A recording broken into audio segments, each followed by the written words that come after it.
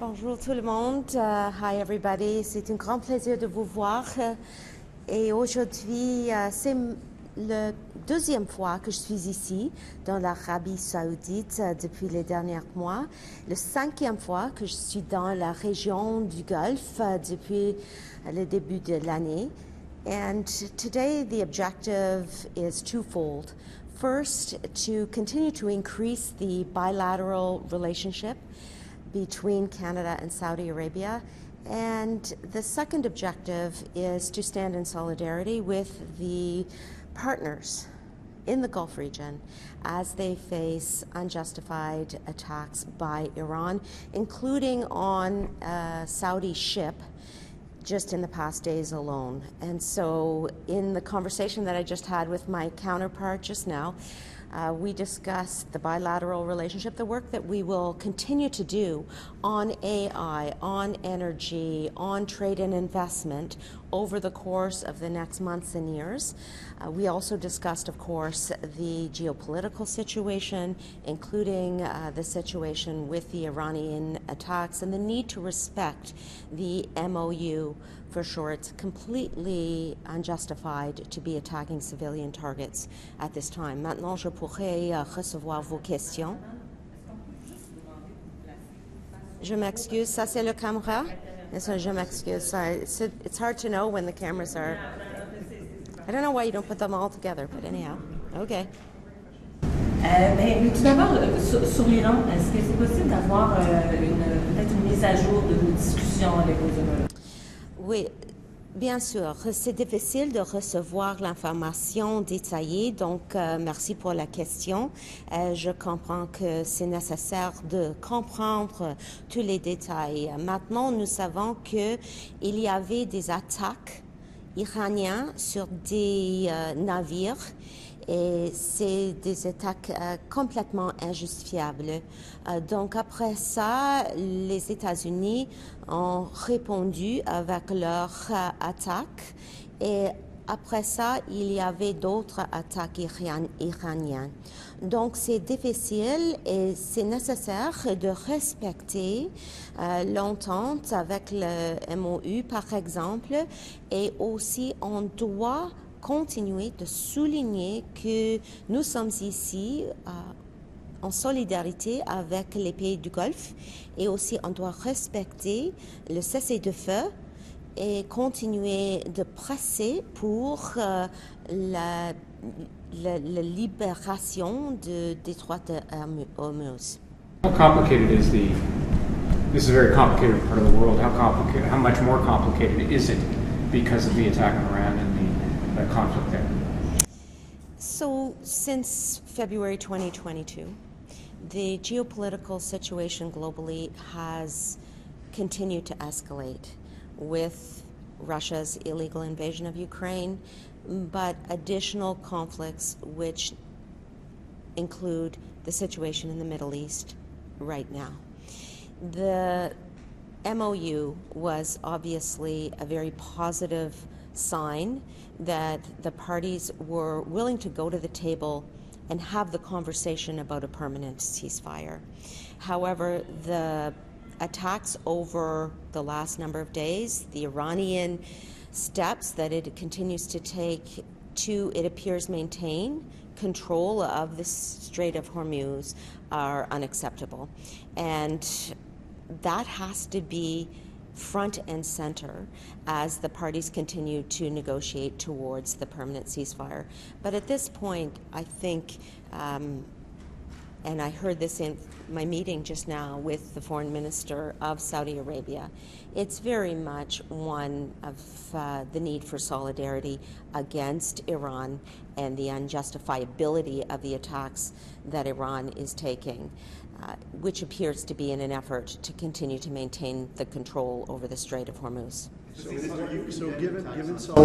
given standing in solidarity, what concrete measures can Canada take to help assure the defense of the kingdom? Well, I actually want to respond by saying a concrete measure is being here in the Kingdom of Saudi Arabia today in the middle of attacks that are occurring in the Strait of Hormuz. My previous visit to Saudi Arabia was also one in which there were attacks the night before I arrived and soon after I left. And so the feeling on the ground here in Saudi Arabia is very much one about seeing Canada as being a supportive partner in these very difficult times. Again, I'll go back to having a direct conversation with members of the Saudi government, looking into my counterparts' eyes today to say that Canada agrees with you that Iran's attacks on civilian vessels are completely unjustified. They violate the MOU, and they should not be allowed to stand without reprehension from the global community. And so, Murray, very much it's about the diplomacy that Canada is putting on the table, the support and the solidarity that Canada is putting on the table for all Gulf countries, including Saudi Arabia. And once the permanent ceasefire is in place, of course, as we have said, Canada will be better positioned to offer support in demining, in cyber expertise, and other logistics that the Minister of National Defense will be better placed to discuss. Attacks on civilian infrastructure by Iran, but we never saw the government of Canada condemn attacks on civilian infrastructure in Iran, including water reservoirs used for civilian drinking water, a girls' elementary school. Can you explain the discrepancy? Actually, I want to underline the importance of, regardless of the country, the protection of civilian infrastructure, including desalination plants, including infrastructure in which civilians are in. And Canada will continue, wherever these attacks occur in the world, to stand for the principle of humanitarianism and human rights. You've also condemned the use of the recent return to violence from Iran, but we haven't heard Canada talk about who initiated hostilities. What about the countries that initiated hostilities? What is your view on the justification of this war as it originally began and started by? Well, I actually have commented on this before, and I will say that those original attacks looked to be a prima facie violation of international law. But we're in the here and now, right now, Evan, and what we have to make sure is that peace is maintained and the Strait of Hormuz is open and freely navigable, and that civilian infrastructure remains intact for the purposes not only of passage of civilian vessels, but the maintenance of humanitarian supply chains, including in agriculture and agri-food. And I want to bring it back to the visit that we're having right now here in Saudi Arabia, elevating the bilateral relationship, but also making sure that whether it's Saudi Arabia, Bahrain, Oman, UAE, and Qatar, we have expressed our support for their position against Iranian attacks, which continue. And I want to say, a complete violation of the MOU. We're aiming to see a permanent ceasefire. We know that these ceasefires, by their nature, are fragile, regardless of the geographical location of these ceasefires. But by the same token, it requires all parties to respect the terms of the MOU and then move towards that permanent signing of a ceasefire. When the Prime Minister went to Qatar, he said that Canada and Qatar share similar values. Do you believe Canada and Saudi Arabia share similar values, and so what are those? So in my conversations, wherever I am in the world, whether it is Qatar, whether it's Saudi Arabia, or any other jurisdictions, I always raise Canadian values. That's what my role is, that's what our role is as a government, whether on human rights, whether on international law, whether it is on the respect for international treaties like the UN Law of the Sea. So let's be clear. engagement doesn't mean endorsement. It is necessary in order to fulfill the intentions of Canadian values, to represent those values on the world stage, to bring those values to the table. And in my meetings, I always raise human rights, consular cases, and the need for respect for international law.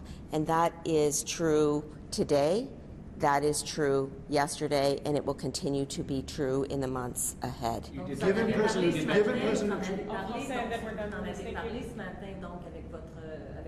Oui, jusqu'à maintenant. Comme j'ai dit jusqu'à maintenant en anglais, toujours dans chaque rencontre, je discute les valeurs canadiennes, les cas consulaires et la nécessité de respecter les ententes internationales. Donc, c'est pas une question.